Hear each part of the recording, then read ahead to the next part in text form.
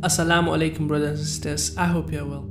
In this video we're going to talk about how to learn quickly.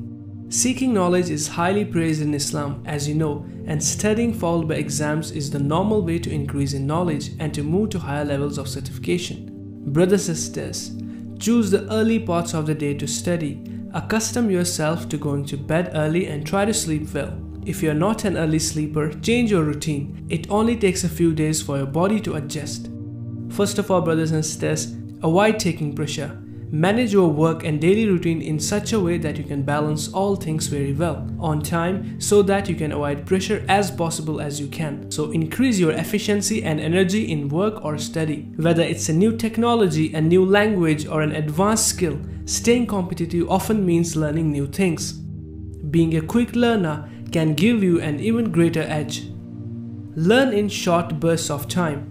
Experts say dedicating 30 to 50 minutes to learning new material, anything less than 30 is just not enough, but anything more than 50 is too much information for your brain to take in at one time. Once you are done, take a 5 to 10 minute break before you start another session. There are some subjects that involve understanding concepts, which require a deep understanding to grasp them. The trick which can be used in this is Feynman technique.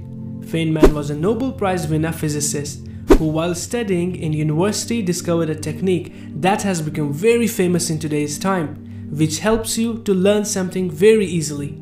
He made a notebook and on it write down the topic which he was trying to understand. He studied about the topic and tried explaining it in his own words on a blank page in the notebook. So what are the steps you should follow? First, you will look through your study materials. You will try and understand it from the books that you have. If you are unable to understand, then you can look up that concept on Google. Then you will look at the results. You could also look at the video to understand it properly. You can look at its definition. The next step would be closing your study material. Open up a blank page in the notebook, write down the concept at the top and try to explain it in your own words, whatever you have read on Google and your books. When you write it down, then you would be able to see the gaps in your understanding. This would become clear only upon writing. When you will encounter gaps, then you can go back and refer to your study materials and see what it was.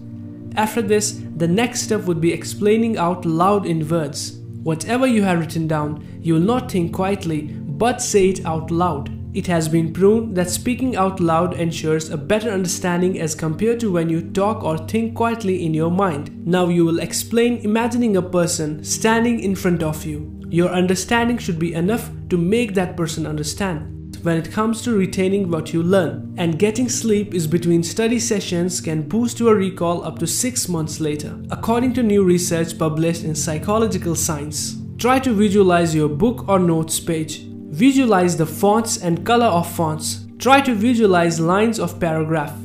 And last, try to visualize word by word. It will increase your concentration as well as develop photographic memory. So that's it for today, brothers and sisters. Inshallah, I hope from this video you have learned something useful, and if you did, then hit the thumbs up button and share this video to your friends and family. Until next time, Assalamu alaikum.